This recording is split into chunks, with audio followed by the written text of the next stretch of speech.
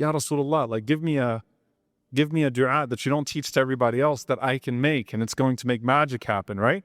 Now, when it comes to, subhanAllah, the dua that we make, particularly for the last 10 nights of Ramadan, the famous dua, Aisha radiallahu ta'ala anha asked the Prophet sallallahu alaihi wasallam, Ya Rasulullah, if I know that I'm in Laylatul Qadr, if I know that I'm in Laylatul Qadr, then what should I say? Ar-Rahman Ar-Rahim, alhamdulillahi rabbil alameen, wal udwan illa ala al-zalimin, wal aqibatu lil muttaqeen. Allahumma salli wa sallim wa barik ala abdika wa rasulika Muhammadin sallallahu alayhi wa sallam, wa ala alihi wa sahbihi wa sallam tasliman kathira.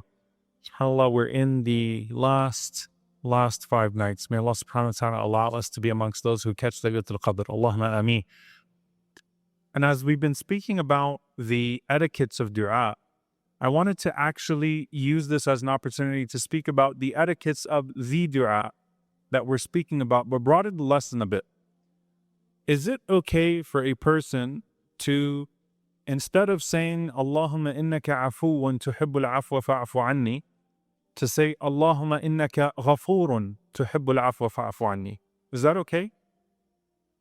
Can you replace the name there of Allah subhanahu wa ta'ala in that dua? Technically, there's nothing wrong with it, but you'd be missing out on some of the benefits of it. When you go into your salah, when you go into your sujood, could you replace Subhana Rabbiyal A'la with Subhana Rabbiyal Azim and do the same in ruku'? Do Subhana Rabbiyal A'la in ruku' instead of Subhana Rabbiyal Azim? No, because actually once it's within the salah, then it follows the rules of the salah. It becomes fixed. So the affair of dua, of actual supplication, open supplication, is far more vast, whereas that which is tied to another fixed form of ibadah, another fixed form of worship, is more fixed. And so when you are in your sujood, for example, if you said Subhana Rabbiyal A'la and then you wanted to make other du'as in the sujood, in your tarawih, that's fine, inshallah ta'ala, right? But still you would follow the sunnah method. Now when it comes to, subhanAllah, the dua that we make particularly for the last 10 nights of Ramadan, the famous dua, Aisha radiallahu ta'ala anha asked the Prophet sallallahu alaihi wasallam, Ya Rasulullah, if I know that I'm in Laylatul Qadr, if I know that I'm in Laylatul Qadr, then what should I say? And the Prophet sallallahu alaihi wasallam taught her to say, Allahumma innaka afuwwun tuhibbul afwa fa'fu anni. Now, there is another variation of this that sometimes you might hear. Does anyone know what that variation is? Sometimes I make it from the minbar in the khutbah. Allahumma innaka afuwwun kareemun tuhibbul afwa fa'fu anni.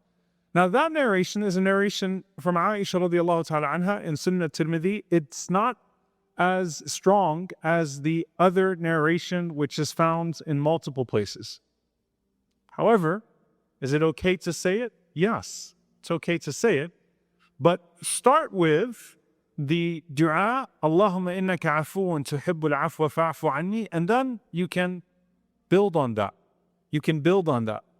This is actually something that we learned from the sunnah of the Prophet sallallahu alaihi wasallam, that he liked to give foundational du'as and then invited you to build on it.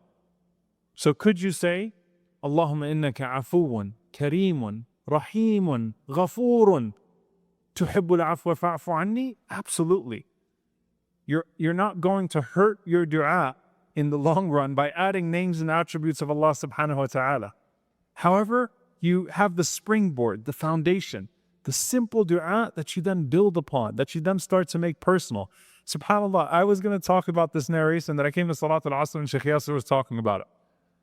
Al-Abbas radiallahu ta'ala anhu, I'll just paraphrase it very quickly because some of you may not have heard him speaking about it. When Al-Abbas, the uncle of the Prophet sallallahu alaihi wasallam, came to him and said to the Prophet sallallahu alaihi wasallam, teach me a dua.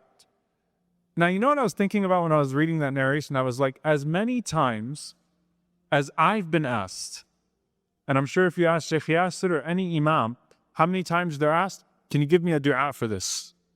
Can I get this dua for this? Can you give me a dua for this? Can you imagine how many times the Prophet sallallahu alaihi wasallam was asked, can you give me a dua? Like, what dua should I make for this situation? Everything, right? And of course, those that might have felt like, you know, I've got one-on-one time with the Prophet sallallahu alaihi wasallam, or he's my nephew, he's my cousin, right? Ya Rasulullah, like give me a dua that you don't teach to everybody else that I can make, and it's going to make magic happen, right? And he told that Abbas radiallahu ta'ala anhu, Salillah, well actually someone should repeat it back to me. Some of you prayed also here. What did he say to him? He said, Salillah al-afiyah. Ask Allah for al-afiyah. Just ask Allah for safety. And Abbas was like, that's it? So he waited a few days, came back to the Prophet sallallahu alaihi wasallam, said, Ya Rasulullah, teach me a dua. And said, Salillah al-afiyah. It's like, that's it? So he wants to wait a bit, comes back, and the Prophet sallallahu alaihi wasallam says, Ya Amma Rasulillah, O Abbas, O uncle of the Prophet, just ask Allah for al-afiyah. Build on that. Start there. This is the foundational thing. If you're safe in this dunya and akhirah, then you have success in this dunya and akhirah. If you're saved from the harms of this life and the next, you're saved from everything. So start with the basic. And this is a habit from the Messenger sallallahu alaihi wasallam. The most beloved of dua is being very short and comprehensive. رَبَّنَا آتِنَا فِي الدُّنْيَا حَسْنَةً وَفِي الْآخِرَةِ حَسْنَةً وَقِنَا عَذَابَ النَّارِ. This is the most famous dua from the Quran, and the Prophet ﷺ used to love to repeat it. And when he was in his home, the most famous dua, popular dua, Ya muqallib al-qulub, thabbit qalbi ala dinik, O turner of hearts, make my heart firm on your religion. And here, start with al-afiyah. And so I want to, inshallah ta'ala, just share a few reflections on how we can build on this, inshallah, particularly in Laylatul Qadr. So again, in these last 10 nights, Allahumma inni as'aluka al-afwa wal-afiyah fi dunya wal-akhirah. Oh Allah, I ask you for al-afwa, which is to be forgiven, wal-afiyah, to be safe, fi dunya wal-akhirah, in this life and in the next. Allahumma innaka afuwwun, tuhibbul afwa, anni. Or Allahumma innaka afuwwun, kareemun, tuhibbul afwa, anni. You can add to it, inshallah ta'ala, but start off with Allahumma innaka afuwwun, tuhibbul afwa, anni, and make that what you're repeating throughout. Allahumma innaka afuwwun, tuhibbul afwa, anni.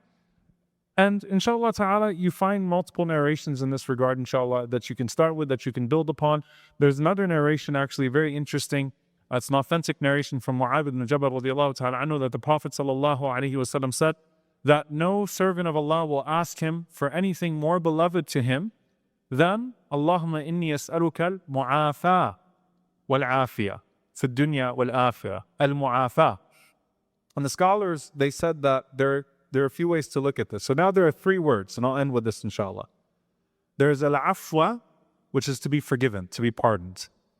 Al-afwa is that it's completely erased from your record. Completely erased. And that's the beauty of this, is that we're not just asking Allah for forgiveness. We're asking Allah for complete pardon. I don't even want the athar of that sin, the trace of that sin on my records, right? I don't want to be confronted with any of it. Ya Allah, remove it all. And you love to do so. You love to forgive. This is not something that Allah subhanahu wa ta'ala does with hesitation or with or begrudgingly. You can't impose that upon Allah Azza wa Jalla. No, you love to forgive. So completely remove it altogether, right? So that's al-afwa. Al-afiyah, some of the scholars, they differentiate between al-afiyah and al-mu'afa. Al-afiyah is to be safe from the things of life or the forms of harm in life that occur due to non-human elements. And they said al-mu'afa, some of them said al-mu'afa is when someone hurts you, to be protected from the hurt or the slander or the effect of other people upon you. Okay, and some of them said it also means that they are safe from you. Because remember, you also don't want to be a cause of harm and misery to someone else, because if you are a cause of harm and misery to someone else, then that will be a cause for your harm and your misery on the Day of Judgment. So you're asking Allah subhanahu wa ta'ala for pardon, for safety, for forgiveness from people, from things, and to not be confronted on the Day of Judgment with the effect of any of those things, nor to face them in this life. May Allah subhanahu wa ta'ala grant us al-mu'afata wal-afiyah wal-afwa. Allahumma innaka afuwwun tuhibbul afwa fa'fu anna. Oh Allah, you are the forgiving one. You love to forgive. So forgive all of us. Allahumma ameen. Jazakallahu khairan. Wassalamu alaikum wa rahmatullahi. May Allah guide us all to the straight path and forgive our sins. If this video helped you, please like, share, and subscribe to Islam Guides for more reminders. Until next time, stay close to Allah. Assalamu alaikum.